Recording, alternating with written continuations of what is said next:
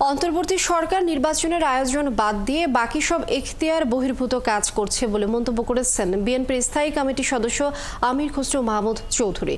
শনিবার বিকেলে সিডাপ মিলনায়তনে বাংলাদেশের ভূ রাজনৈতিক নিরাপত্তার প্রেক্ষিতে গোল টেবিল বৈঠকে তিনি একথা বলেন।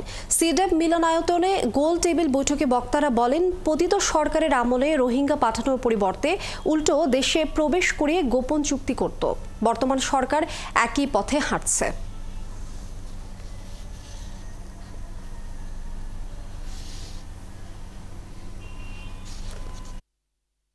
তাদের কাজ হচ্ছে নির্বাচনী সংস্কারের মাধ্যমে দেশের মানুষের প্রত্যাশা অনুযায়ী বাংলাদেশকে একটি গণতান্ত্রিক রাষ্ট্রের দিকে নিয়ে যাওয়া। প্রথমে জনগণের নির্বাচিত সংসদ সরকার যারা জনগণের কাছে দায়বদ্ধ থাকবে, সেই জায়গাটা না গিয়ে আর সব কিছু করা হচ্ছে।